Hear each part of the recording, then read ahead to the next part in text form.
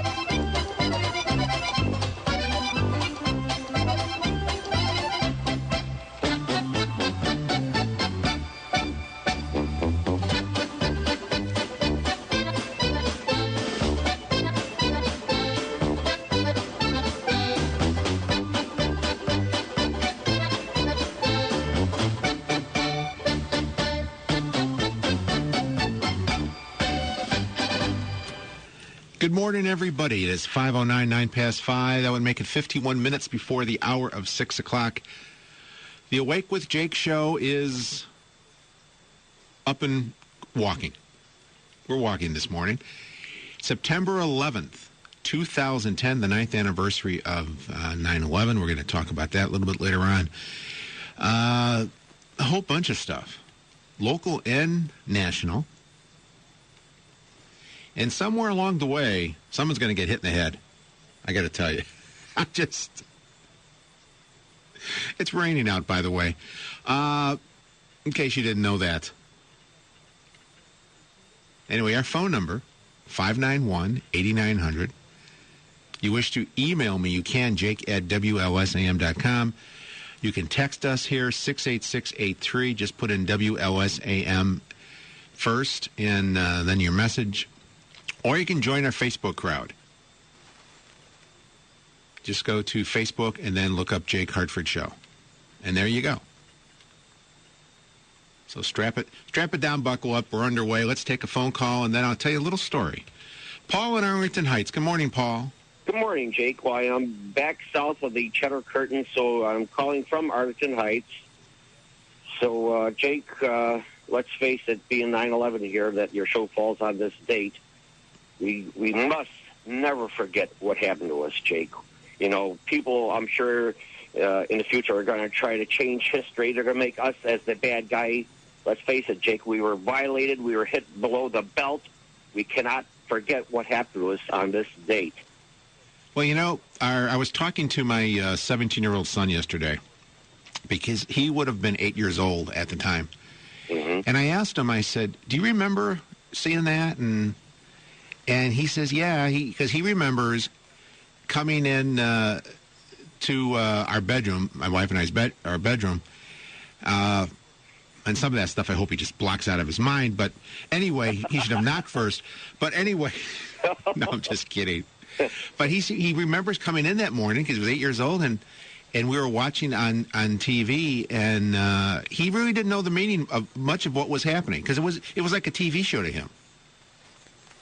Yeah, well, it's something like when Kennedy was assassinated. It's something you're never going to forget. I was doing a reset at a Dominick's store, and one of the ladies I was working with comes to me and she says, "Paul, I just got a cell phone call from my daughter. She says a plane hit the Trade Center in New York." And I'm thinking like a Piper Cub airplane. And then she goes, "Gosh, we heard of another plane." And then you come to realize what the heck happened. And I'm sitting there in the break room watching the Twin Towers come down. My God, I can't believe what I'm watching. I mean, I'm upset 10 years later. I'm upset I didn't have anyone lost there. I had no relatives. I didn't have any fireman friends there. But Jesus, the waste of lives. Oh, God. Oh. I'm sorry, Jake. I mean, well, you know what? It's disturbing to me today. And to think that some of these idiots, "Oh, it was our fault. We had it coming to us." Come on. What's wrong with you people? This is not the way I really wanted to start the show today. I know I'm not being. I know both me and you try to be saying that we can uplifting, and I know I'm not doing that, Jake. I apologize. No, nothing to apologize for. But as long as you said that, let me tell people what they should do. There are various shows on especially the cable news shows this weekend, where you can actually see about what happened, what it was all about, and especially for kids, who were too young back then and didn't really watch it. I mean, one of the cable channels is going to run, I think, a 2-hour deal where it's just the coverage, just the way it happened. You're just going to see that. There's another show this afternoon, I think, on the History Channel. It's a 2-hour show. It talks about the conspiracy theories, and I guess it was 2005. Popular Mechanics. They went and they tried to debunk all those stupid conspiracy theories. That's a very interesting show. And there's another one about how the planes were, the whole system came to a halt. And there's a lot of good stuff out there. And I urge people to look at it because I had some stuff I've saved, and I looked at it the other day. And you forget what it's about. We kind of say, "Oh yeah, 3,000 lives, this and that," but you see the buildings coming down right there. You see the people that responded, lost their lives. The 343 firemen, over 100 police officers, and then some of the stories of people just helping people get out of the buildings. I mean, you got to see it because 9 years later now, it's almost like, yeah, this and that, but it was something. Yeah, you don't want to have forgotten true heroes. You can't forget those people, Jake. All right, one last thing on a lighter note, okay? Jake, yesterday I was off from work, so, while I'm off from work, sometimes I watch more educational shows on television, so I watched yesterday the Jerry Springer show, the first hour, and then the second hour, and on both hours of the show, they had a commercial on, so for your more progressive or liberal friends, I found the perfect Christmas present for them. If you're not cheap like me, for $19.95, you can buy a Chia Obama. It's a chia plant. It's the bust of President Obama. You put the seeds on the top of his head. You add the water, and the chia plant grows off the top of his head. I feel sorry for the guy who invented that, who produced those, because this has been around now for 2 years. And remember the controversy? I think he got it into one of the local chain drugstores. Was either with Walgreens or CVS. Yeah. Mm-hmm. And he was going to sell it there, and then people got upset, and he had to yank it off the shelves. Well, people are probably forgetting this because it's back on the air being advertised. He's selling them a few at a time until people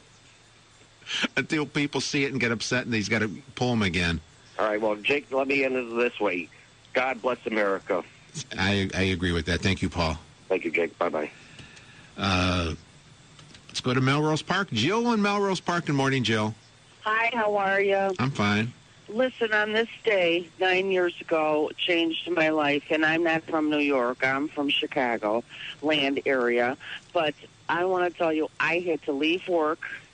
I had to go and pick up my kids from school, take them out of school, come home, and I couldn't work for a week. I was totally paralyzed. All I could do was watch the TV. 1 minute I was yelling and screaming. The next minute I was crying. It was a terrible emotional experience. And at the very time, soon after, I used to be Democrat. I turned to be Republican after that because our national security is number one. It doesn't matter about health care if you're all blown up in a mushroom cloud. You know what I mean? We have events like this, and they're very important for a while, and then we kind of go back to our regular daily life. No. And but that's the way it happens, and things that bother you, but you think are important until, go back and look at this. And again, I urge people, look at the shows this weekend.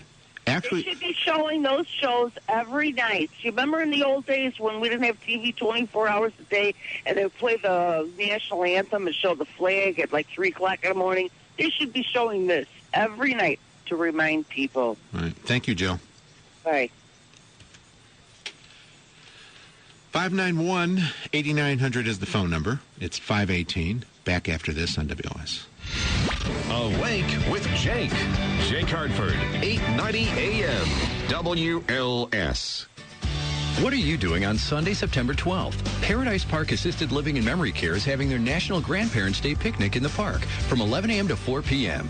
Bring the family for a day of fun in the sun and enjoy free parking, free admission, free food, free children's games, free entertainment, and raffles all day.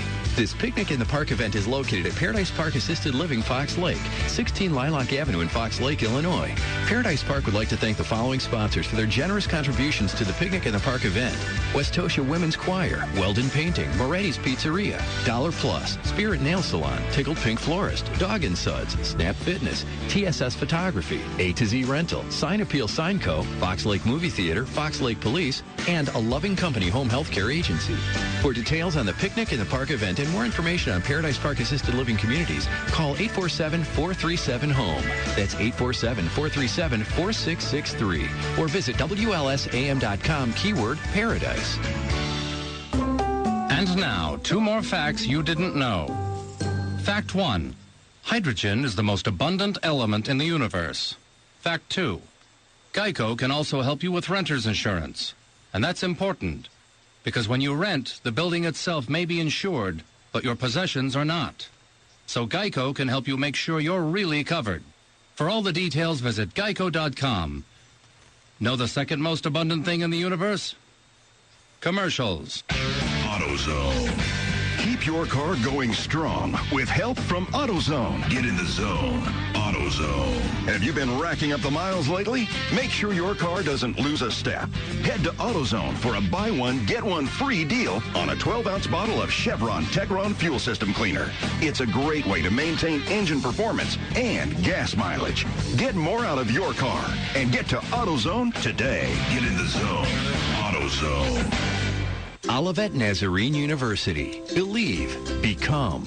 I believe a Swiss Army knife is no substitute for a socket set. I believe corn chips count as a vegetable. And I believe with the right education, I can become a person taking charge of his career. Doable, rigorous, accelerated, convenient, applicable. These are the hallmarks of Olivet Nazarene University's School of Graduate and Continuing Studies, and they're all geared to help adult learners succeed. Olivet. Believe. Become. Call 1-877-9-OLIVET. Learn to avoid having a financial repeat of 2008. Listen to Securing Your Financial Future with the Goldstone Financial Group, Sunday mornings at 8. WLS. Find out what's happening in the nation and around the world with ABC News updates at the top and bottom of every hour on 890 AM WLS. Jake Hartford is on 890 AM WLS. Yes, I am on until 7 o'clock. The Awake with Jake show. 591-8900. It's a Saturday morning. You're just waking up. We're talking 9/11 right now, and it's the 9th anniversary. And we're taking your calls. Tom in South Holland. Good morning, Tom. Morning, Jake. How you doing this morning? I'm doing okay. Good. Like I was telling you, Screener, you always know exactly where you were at any point in time when something like this happens. And I know exactly where I was at when I heard the first news of the first plane hitting. But the thing I was calling about this morning is I'd really like to give a shout-out to the brave men and women at the fire departments and police departments that responded to that call, because in the ensuing aftermath of this and the news reports and the videos you saw, nothing would send us a chill up your spine and goosebumps on your body than watching people running away from that tower and watching policemen and firemen running and walking toward those towers, knowing that they may or may not ever get out of there alive. One of the shows I saw the other day, it was concentrating on the firemen and the policemen, in the rescue effort and all that. Yes. And there was a fact, I forget it, but the firemen had about 100 pounds of equipment they had to carry to go up. And it wasn't like, gee, they're going to walk up to the 100th floor or the 75th floor or whatever, and they can do that in an hour. It was something like they can only do 10 or 15 floors every hour or something. Well, yeah, when you're carrying that much equipment. And you think about that, and a lot of the stairwells were closed. There were fire in some of them and smoke, and they were going up there. There were people, trying to get out. They were going up. You're going there. You're going the opposite direction. That's why I would like to use my precious airtime that I have with you this morning to give a shout-out to those brave men and women, and especially the South Holland Fire Department and Police Department, because I know these brave men and women listen to WLS every morning on the talk shows, because I hear them talk about it when I talk to them. And as I say, think of what this world would be like if we had no fire department, police department. Exactly. I can't say any better than that. Thank you, Tom. Let's go to David on 94. Good morning, David. Hey, Jake. Good morning. I'm listening while I'm driving, and it's not very crowded out here. And the gal that talked here just before your break. That was Jill from Melrose. Yeah, Jill. About national security, and it just reminded me of absolutely 100% how correct she was. Without solid national security, we don't have anything. We can't even vote for the bad guys, so to speak, if you don't have national security. And that day, I'm actually from Minnesota, and I remember exactly where I was. I'm sure it's like the people could remember exactly where they were when Pearl Harbor happened and things like that. And this happened in our country. It happened right here. And a lot of the media has tried to kind of poo-poo it or put it off to the side. But, this is for real. The country was under attack, and they were out to kill Americans that day, and that's all there was to it. Otherwise, what would be the purpose of stealing airplanes and flying them into buildings all over the place? Well, you always talk about, the pre-9/11 days and how terrorists were looked upon as a law enforcement problem, not a military problem, and it really is military. I mean, you look at the scope of this attack dwarfs Pearl Harbor.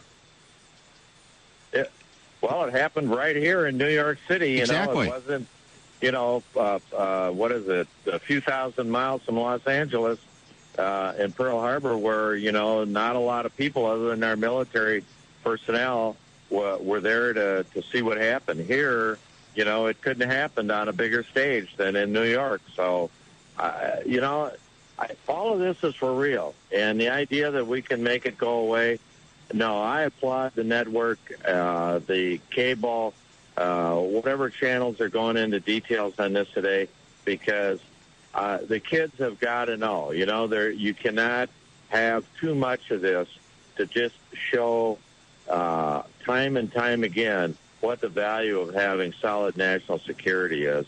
And, those are tax dollars that are well spent when it comes to protecting the country. In fact, that's a constitutional that's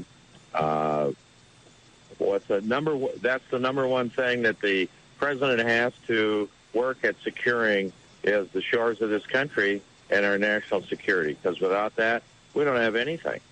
And we have to remember, unlike wars that we fought, where at some point the people you're fighting, the countries, they come to their senses and you beat them, and you establish a peace and move on like we have. We're talking terrorists here that just don't like the United States. They don't like what we stand for. They don't like what we do. And they've got nothing to lose. They're one goal. They're focused on just destroying us.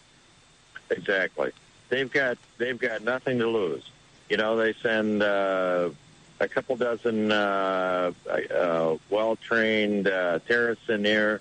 They, so to speak, they get the job done. They're all dead and gone. They don't have to see the aftermath of it. Those that flew the planes and so forth. But do you think they're not out to kill Americans? I mean, well, they're still trying because we keep catching them. Exactly. And to me, to go easy on them is the wrong thing to do. I'm upset that the guy who planned the whole attack is still sitting down in Gitmo 9 years later, and hasn't even had the trial yet. Exactly. And then they want to make it easy on them, and we shouldn't have Gitmo and blah blah blah blah blah. Baloney. This guy, he's a bad guy. He's out to kill every one of us if the opportunity was there for him to do that. Look at the people. No way. Look at the people they've let out of Gitmo that are back fighting us again. What, does that make sense? No, to me it doesn't. I don't know who the people are that could say that let them all go. They're going to be fine, and they're just going to go away. No, they're not. They're just misunderstood. They're just misunderstood. All right. Thank you, David. If you're on the phone line, stay there. We'll get to you. I want to give you a chance to say what's on your mind. And I'll give you some of the stuff on my mind also as we move along. The Jake Hartford Show, Awake with Jake, here until 7 o'clock, right here on WLS. Our phone number is 591-8900. But first, we have a little news and some other stuff right here, so don't go away. Jake Hartford is on 890 AM WLS. WLS. Get constantly updated news, audio, video, photo galleries, and listen live. There's always something interesting for you at WLSAM.com. You're listening to Jake Hartford on 890 AM WLS. 5:34 Saturday morning, September 11th, 2010. The ninth anniversary of a day that you shouldn't forget. And we'll talk about as we go along here this morning. I'll throw in some of the things that you may have forgotten in some of the coverage. And again, if you look around the different cable outlets this weekend, there are various shows that will deal with this, and if you can get one that has the actual news coverage that just went through, you should really watch it. It's fascinating what people think they see and they don't see, and everything. Shelley in Naperville. Hello, Shelley. Hi, Jake. I wanted to start by telling you I adore you. I adore your attitude and your show every Saturday morning. No, thank you. I was a flight attendant until 2003. I went off in medical until 2005 when I realized I wasn't going to get over this. When I was listening to the lady who spoke earlier, I think the screener said her name was Jill, and she was talking about how upset she got and how, she spent a week paralyzed. That actually kind of helped me today because I developed post-traumatic PTSD, post-traumatic stress disorder, after 9/11. Not necessarily because of what happened that day, but because of the subsequent terrorizing they continued to do to us for the next several years. I had sleeper cells and some things like that happened. And I was always very angry at myself for not being perfect.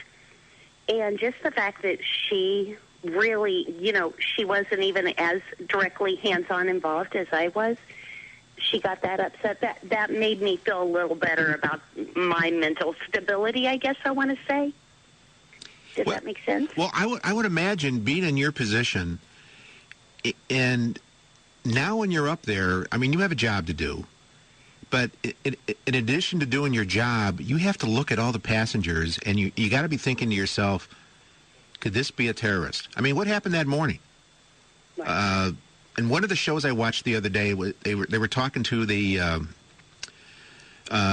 counter agent from, I think it was U.S. Airways in Portland, Maine, who put two of the terrorists on a plane that morning that they were going to, and they were going to connect in Boston and get on the plane that they crashed and hijacked. And he said they kind of seemed suspicious, and he asked them security questions that they asked at the time, like, did you pack your own bag, and was it out of your sight? And when you think about that now, that's kind of crazy. But when he heard of the plane going into the tower, and they said it was the one from Boston, and he said, God, I put two people on that plane today. And at that point, he wasn't thinking they were terrorists. He just was like, God, those were two passengers that I checked in who are now dead. And at that time, he didn't know they turned out to be terrorists. So I can imagine now you're flying, and you got to be thinking they could be anybody. They're They could be sitting here. They could be sitting there. We used to actually, because they would even let us carry around our wine opener anymore. You couldn't get through security with things like that. And so when we would get on the airplane, the air marshals were on every plane, and they would tell us all the things that had happened the day before. So they would, prepare us. We would all arm ourselves with all the wine openers. We would stick them in our pockets. We were so cautious. And, this used to be the most glamorous job. And I don't want to cry on the phone. I was the perfect flight attendant because I lived out of a suitcase. I didn't care where I was every day. Just send me. I had fun. And I did it for 15 years. And then this little $25,000 a year job became guarding the cockpit door and, watching for terrorists. And it's not the glamorous job anymore. I do want to say two things real quick. One, remember your crew members. Be nice to them because they're not having fun anymore. They're just, trying to keep you safe.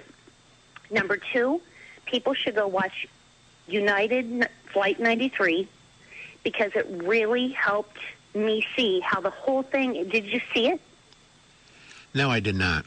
Oh, you have to see that. It makes you realize how the ATC and the military and all these people, they were going through the same thing we were, looking at the TV going, oh, my God, what's going on? And why the response was slow, but really how heroic and quickly they maneuvered and took action.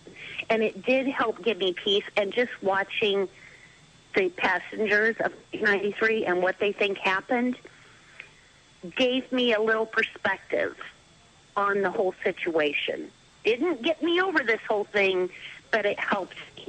All right. Take care, Shelley. Thank you. Bye. Going back to that time, and when they had the 9/11 Commission, and they're saying, well, why didn't they do this? Why didn't they do that? They should have seen it coming. People forget that, the intelligence community pulls in a lot of intelligence. And I always thought of it like a puzzle. You get a lot of pieces, and you have to put the puzzle together. Now, if you buy a puzzle and you can see the picture on the box, well, it's kind of easier to put the puzzle because you know what it's supposed to look like. But imagine you don't know what the picture is, and you have all these pieces. And then you get pieces not just from one puzzle. You're getting pieces from thousands and thousands of puzzles. And people say, well, George Bush should have did this, did that. And I always say, put yourself in his position.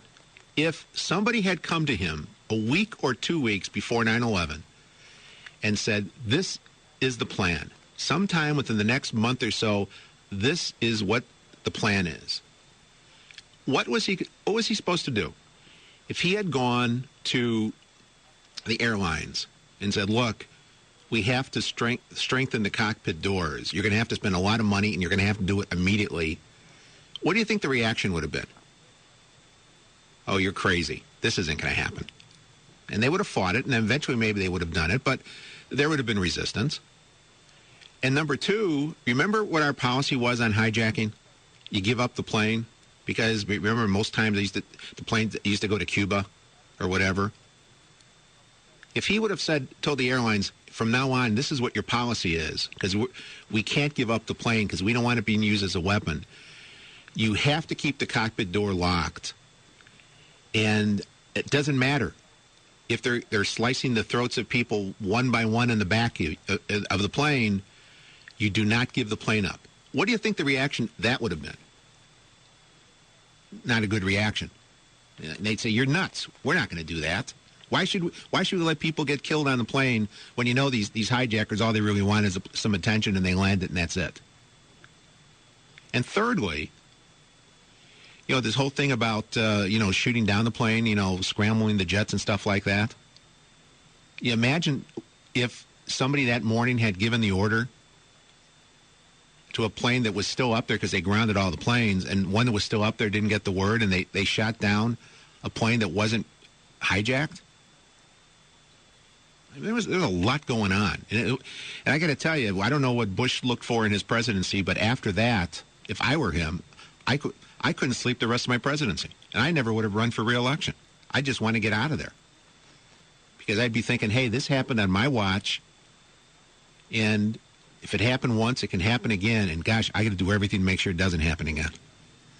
Bob in Buffalo Grove. Good morning, Bob. Yeah, this was a real sad day for me. I can remember practically all the events that day.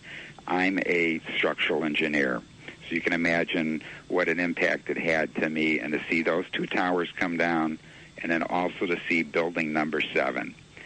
And to this day, it just bothers me, especially more recently with the crazies like Jesse Ventura and Roseanne Barr, the 9/11 truthers, why the media doesn't shut them up, why we have this conspiracy nutcases out there, and the news media gives Jesse, Roseanne, your caller, I haven't heard him recently, Paul from Downers Grove, but Dennis Kucinich was also calling for an investigation because he was also buying into the conspiracy theories. Well, there's, again, for those who just joined us, there's this afternoon on the History Channel, there's a 2-hour show that goes into the conspiracy theories and debunks them, piece by piece. The one on number 7, I'm privy to, the engineering of the building, and went to a number of presentations that explains, because that's the one that really stumps a lot of people, because no plane hit the building. How could the plane come? How could the building come down? But it's for an engineer, when it's explained to people what the physics of it was. It was an eye opener for engineers, but nobody expected the building to burn for 7 hours, and it just. The impact to our profession with regards to how we design buildings now is also something that we're to some degree designing fortresses. I know the new one that's going up. I hope to get to New York in a couple of weeks and see the construction of the new tower that's going up with its 2-foot thick concrete walls in the center of the building. It's had an impact on our profession that we have to, your previous caller talked about the airlines and the impact to the airline industry. It's also had an impact the way how we have to now design buildings, and there's even controversy about that we're going too far to the extreme that these buildings have to be designed for airplane attacks. Well, in a couple of the shows that I've seen and read different things, conspiracy people say, well, gee, how did that building collapse? How did that steel burn, et cetera, because it has to be so many 2,000 degrees or whatever. And the way I understand it, when the plane hit, and it hit it at an angle that engulfed not just one floor, but a whole bunch of floors, it hit the building with such force, because it's flying, 400 miles an hour when it hit? 500. Yeah, 400 or 500 miles an hour. When it hit it with such force that a lot of the protection, the fire protection for the steel, just got knocked off. That's one of the things. I do a lot of demonstrations to kids at various engineering fairs. In fact, I'll be doing one in a couple of back in October. I'll be doing one at the Des Plaines Library. But I try to show kids, actually, and adults how buildings and bridges stand up. Just take a simple experiment is just take a straw, okay, and then push down on it. It'll buckle, okay. Now take your hand and hold it in the center of the straw. It'll be 4 times as strong. When the plane hit the building, it also took out the floors. And by taking out the floors, it took out the bracing for the columns. One of the measurements of the building said the building was 6 feet out of plumb after the plane impact.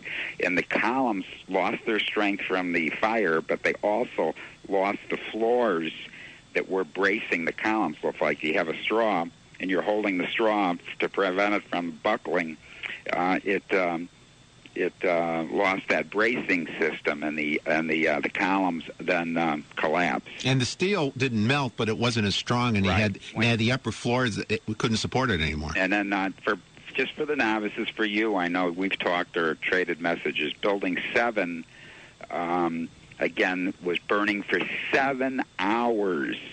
And people don't realize when steel gets heated, it expands. And that was one of the things that came out of Building 7, is with the steel expanding, it was pushing against other members. Again, do your little experiment with your straw, and push on the straw when you're holding it down, and you push on it to the side, it'll buckle. And with the building burning for 7 hours, a lot of movement was taking place in the building because of the heat, and also it lost probably at least 50% of its strength because of the uncontrolled fires. And then you were mentioning programs. I caught one on last night, and they knew 7 was coming down. They said evacuate it. The engineers said it was coming down. Yeah. So think about it. Nobody died from Building 7 coming down because they knew it was coming down. Take care, Bob. Take care. You have a great day. 591-8900 is a phone number. Back after this in WS. You're listening to Jake Hartford. 890 AM WLS. When you use the Premier Rewards Gold Card from American Express, the rewards points can keep on multiplying. Buy 3 with triple points on airfare. Buy 2 with double points on gas and groceries. And a single point for pretty much every other dollar you spend on the card. Then, start choosing from over 1 million rewards to redeem all those points. Apply today, and the annual fee for the first year is on us. Call 1-800-AXP-GOLD or visit AXPGold.com. The annual fee for the card is $175. See terms, conditions, and restrictions at AXPGold.com. Mark, technician from Safe Light Auto Glass. Torn up roads can cause big problems for windshields. My last customer ignored a small chip on his, drove over a pothole, and crack. If only he called us sooner. When a chip's small, we can usually repair it in just a half hour with our state-of-the-art resin. A Safe Light repair is so reliable, we guarantee it for life. And with most insurance plans, there's no cost to you. Call Safe Light at 1-800-800-2727. Safe Light Repair, Safe Light Replace. Hi, I'm Nikki Reed from Twilight. We all know going back to school after summer vacation is tough. Now imagine being the only one without a pencil or notebook. Not fun. So do something about it. This summer, join Do Something 101 to help students start the year off right. Collect new binders, pens, notebooks, anything that teens need. Drop off school supplies at Do Something 101 collection sites at Staples stores nationwide. Go to DoSomething101.org to get started today. Need some guy time? Here's your chance with Kissimmee, Florida's Ultimate Guys Getaway Sweepstakes at KissimmeeGuysGetaway.com. One lucky guy and a friend will enjoy a 4-day getaway at Reunion Resort, including a round of golf on a Nicholas, Palmer, or Watson signature course, a lesson at David Ledbetter's Golf Academy, and a day of bass fishing with pro angler Terry Seagraves. For full details and your chance to win, enter now at KissimmeeGuysGetaway.com. Airfare and rental car included. No purchase necessary. Sweepstakes ends 10/27/10 at 11:59 p.m. Eastern Time. Sponsored by the Kissimmee Convention and Visitors Bureau. Learn to avoid having a financial repeat of 2008. Listen to Securing Your Financial Future with the Goldstone Financial Group. Sunday mornings at 8. WLS. to know about with ABC News updates just minutes away on 890 AM WLS. Jake Hartford is on 890 AM WLS. 5:51, Awake with Jake right here on WLS until 7 o'clock. And then don't forget 8 o'clock, Paul Bryan drives Chicago with his little car show. Man called me last night. He was lost on the north side of Chicago. And he had a GPS system. I told him exactly where to go, and now he's listening to this stupid system. The system took him for a ride. Because as I'm talking to him, he says, gee, I was here before. I passed this by. It just turned me around. 591-8900. Arlene on the northwest side, good morning. Welcome to WLS. Jake, what a show. I really, thanks to the engineer that just called. It kind of fits in with the point that I wanted to make. But quickly, regarding the conspiracy, there was a tape going around that the Pentagon had a missile go through it rather than the plane. I'm here to tell you that our nephew was Air Force. He was in those offices at one time. He was shipped out, and the Air Force was down the street in another building. They were remodeling, and they had the Navy had moved in there, and he was going to go somewhere else. They actually heard that plane going overhead. He said that was not a flight pattern, so they knew right away when they heard that plane going over. And then when it hit, they were all outside. They had to evacuate their building, and they actually ran down and helped the other people. He knew every single person. Oh, I saw video of the plane going overhead, and yes. But there was this video out that said it wasn't a plane. There's a video out that said there was a missile that hit one of the Twin Towers, and it was a controlled demolition that took the towers down. Right. That 3 people snuck in, and inside of an hour they rigged up the whole building to blow. I mean, right. there's a lot of stuff out there. Very sick people that are putting all this out, trying to scare everybody. But I kept saying, we're not in charge here. God is in charge, no matter. And I feel for that flight attendant. We had people that were on the phone actually talking to the people when the plane hit in New York. I mean, it was horrible. But what I would like to see, I remember when Kennedy was assassinated, and my daughter was little at the time. I sat there holding her and saying, you're going to remember this. This is a real special day. She did not understand what was going on. In fact, later on, I heard she was telling some people, Mommy forced me to watch TV, to watch all this. And then they finally told her, hey, that's all that was on at the time. And if they could have some kind of a cartoon character, somebody to explain these things gently. In fact, thanks to the engineer, I'm going to show my grandkids the straw thing. He could even be part of this here cartoon to kind of help kids understand, and most of all, and most important, remember. And I just wanted to know what you said to your son. Yesterday or back then? What you said to your son when he came into the room and said, what's going on? I don't remember. I honestly don't. That was so many years ago. That was 9 years ago. Right. Maybe he could tell you what he remembers that you told him. Well, he did yesterday. He said, he didn't tell me that, but he just said he remembers seeing that on TV, and he didn't really understand everything that was going on.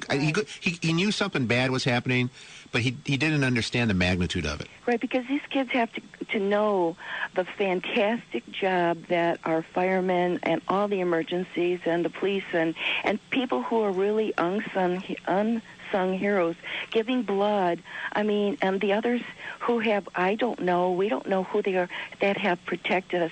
Thank you. If you're out there, thank you for keeping our country safe, because it is such a wonderful country. Thank you, Arlene. Bye-bye. Let's go to Robert in Athens. Hello, Robert.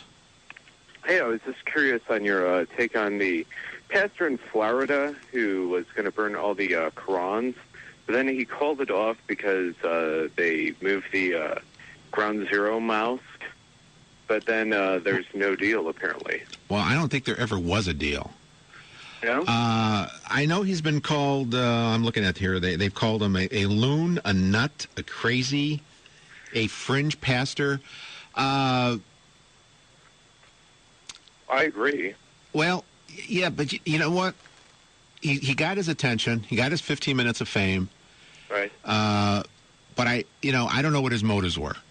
I mean, right. You could, the president talked about this yesterday, and the president made another pitch for the mosque, but he's not talking about the wisdom of putting the mosque where it's going to go. But yet, he didn't make the same constitutional pitch for the pastor who wants to burn the Quran. And you can't, and you can. And you can say, but the wisdom of, I don't think it's a good idea. No. So neither are a good idea, but they both have freedom to do so. Exactly. And also, while I was on the phone, what's your take on Mayor Daley's cancellation of not going to run for another term in Chicago?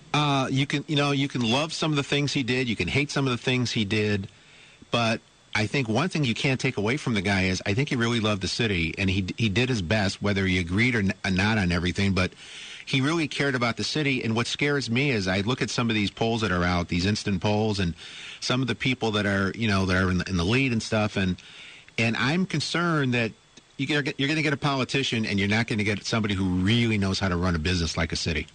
So we've got your vote for Rahm Emanuel next election. I'm out of time. I have to go, Robert. Bye-bye. All right, bye. I have a choice. I'll tell you later on. We'll get to more calls right here on WLS. Awake with Jake. Jake Hartford, 890 AM, WLS.